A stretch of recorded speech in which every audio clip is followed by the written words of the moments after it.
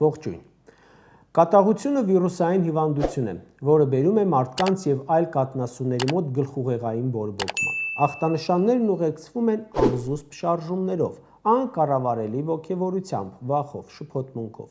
Այն խիստ ծանր է անդրադառնում նյարդային համակարգի վրա։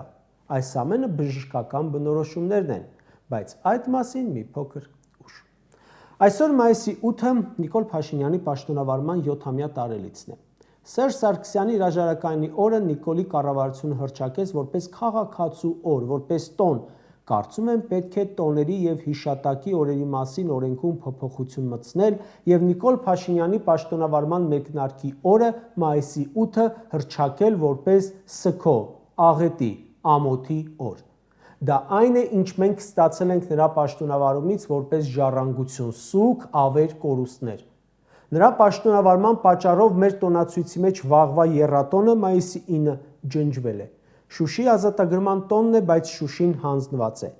Արցախի զինված ուժերի կազմավորման օրն է, բայց Արցախի բանակը չկա։ Մնացել է միայն հայրենական պատերազմի հաղթանակը։ Վստահեցնում եմ, եթե Նիկոլենք կարողանային դա էլ թոզմիշանել, կանեին։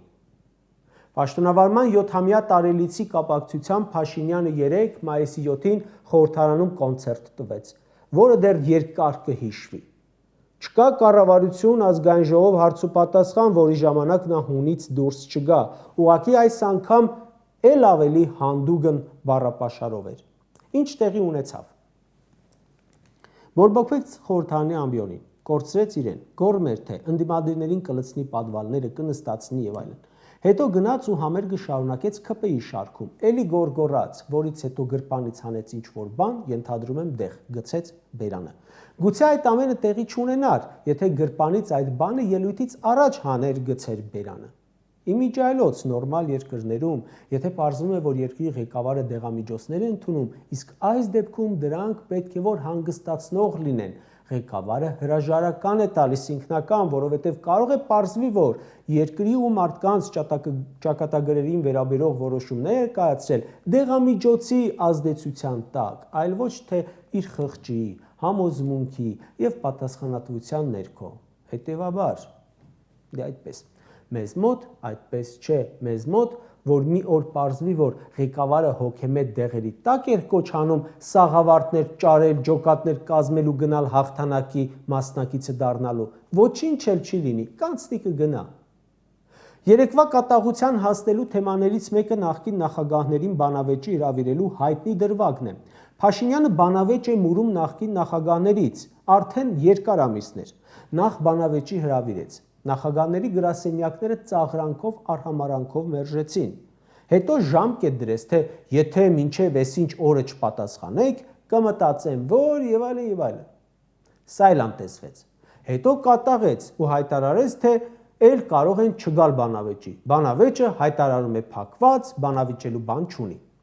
Երկու շաբաթ հետո էլի ազգային ժողովի նիստեր, էլի նյարդայնացավ, թե ինչու չեք գալիս բանավիճելու։ Երկրորդ նախագահի գրասենյակի ղեկավարը արձագանքեց, որ լավագույն լուծումը մոտակա հոգեբուժարանում սանիտարների հետ բանավիճելն է։ Երեկվա հարցուպատասխանի ժամանակ Նիկոլ Փաշինյանը դարձյալ նեղսրտեց, որ իրեն բանի տեղ չեն դնում, իր բանավեճի հրավերը մնացել է արհամարված։ Նիկոլն ասում է, եկեք բանավիճենք, որ միշտ էլ բանակցությունները եղել են Արցախը հանձնելու շուրջ։ Նրան ասում են, որ դու հիմարություն ես կրկնում։ Գոյություն ունի նոյեմբերի 9-ի փաստաթուղթ, Արցախի կեսից շատը հանձնելու մասին է դա։ Գոյություն ունի Պրահայի փաստաթուղթ, Արցախը ամբողջությամբ Ադրբեջանի կազմում ճանաչելու մասին է։ Ու այդ երկու թղթերի տակ էլ Նիկոլ Փաշինյանի ստորագրությունը, էլ ինչ բանավեճ։ Նա հանձնել է Արցախը։ Հիմա ասում է, եկեք բանավիճենք, թե ով է հանձնել Արցախը։ Քո բանավեճը նախագահների հետ չէ։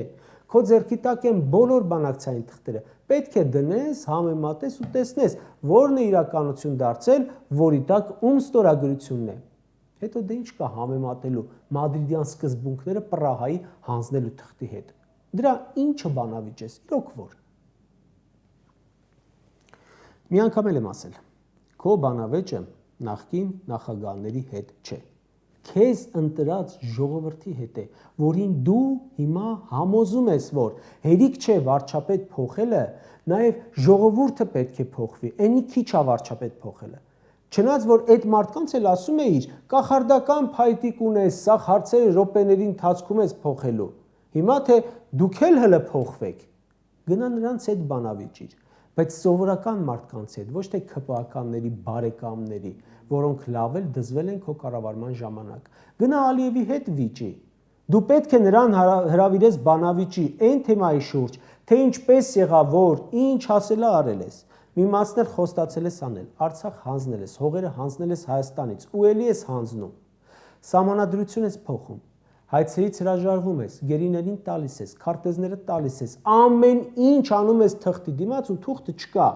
Գերիներ կան, օկուպացիա կա, քո բանավեճը Ալիևի հետ է, որին ռիսկ չունես այդ հարցերը տալու։ Նիկոլի հիմնական անելիքը եղել է ու մնում է իր գործած սխալների հետևանքները ուրիշների վրա բարթելը։ Արցախ հանձնելու մեղավորը նախկիններն են, անկլավների մեղավորը Ալմաթայի հռչակագիրն է, Լաչինի Միջանցքի մեղավորը ռուս խաղաղապահներն են,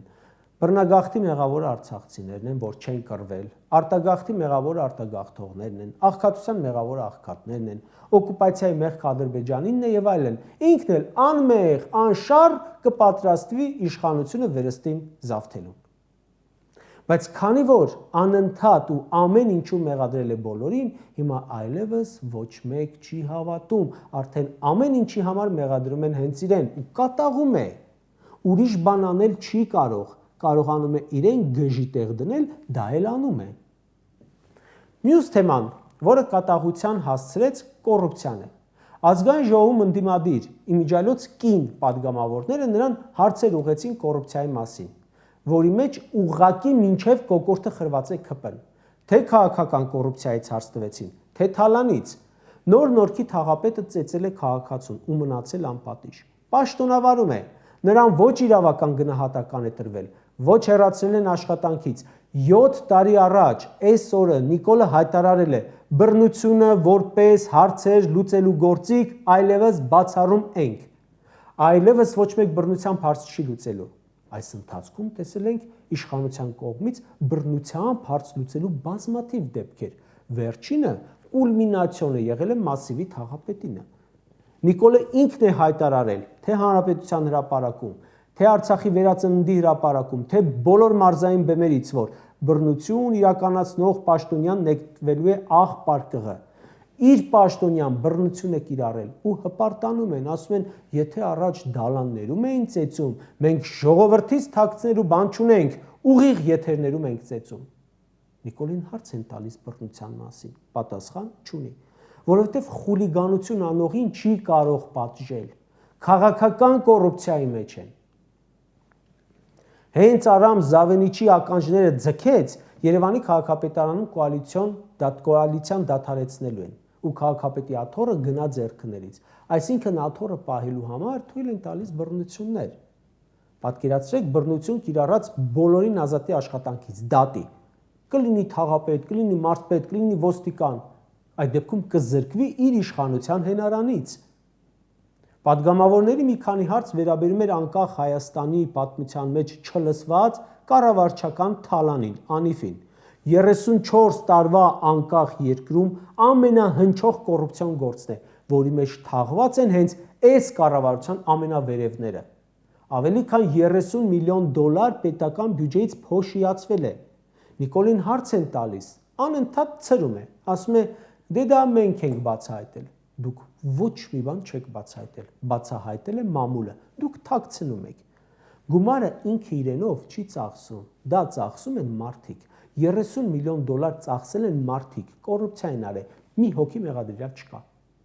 Կարող է կառավարությունը 30 միլիոն դոլար թալանի ու կառավարության ղեկավարը տեղյակ չլինի դրանից, կասկածում եմ։ Դրա համար էլ հարցը տալիս են, կատաղում է, իրեն դնում է գժի տեղ, որ շեղի թեման։ Այդ օրը շեղում է, հաջորդ նիստին էլի նույն հարցն են տալիս։ Փաշինյանենք պետական պարտքը ավելացրել են 7 միլիարդ դոլարով, ասֆալտ են արել, ասֆալտը արագ քանդվում է, էլի են անում, էլի քանդվում է, հա անում են, հա քանդվում է։ Արտաքին պարտն էլ կուտակվում է, ասֆալտ անող նախարարի ընտանիքը դղյակ է սարքում։ 7 տարի առաջ իշխանության է տիրացել կոռուպցիայի մասին առասպելներով։ Հիմա հարցի պատասխանը չունի, թե ինչպես է ազգային ժողովի նախագահը դղյակ գնել։ արտաքին գործերի նախարարը դղյակ գնել, տարածքային կառավարման նախարարը դղյակ գնել, Երևանի քաղաքապետը, որ այդ փոշիացված 30 միլիոն դոլարանոց հիմնարկի պատասխանատուն էր, դղյակ է գնել։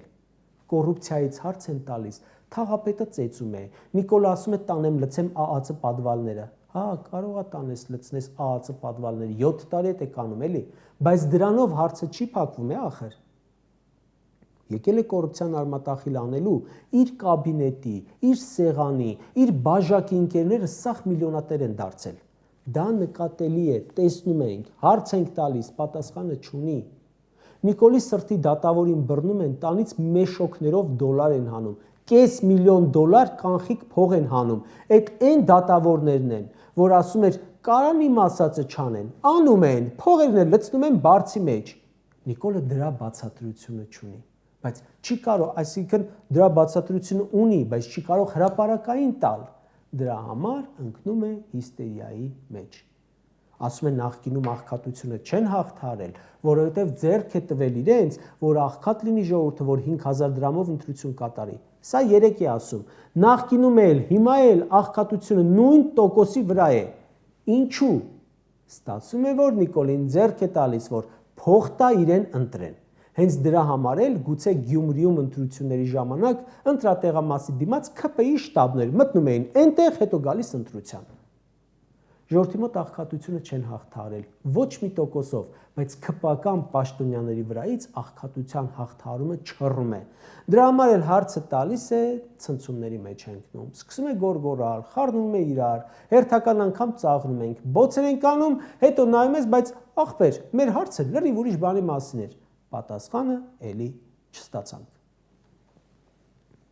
Կարճ ասած։ Նիկոլն այսօր ասում է, հեղափոխությունը ամենահեշտ բանն էր, պարզվում է, հեղափոխություն կարողացել ենք անել, փոփոխություն չենք կարողացել։ Այո, 7 տարի իշխանության եք, կոռուպցիան ավելի շատ է,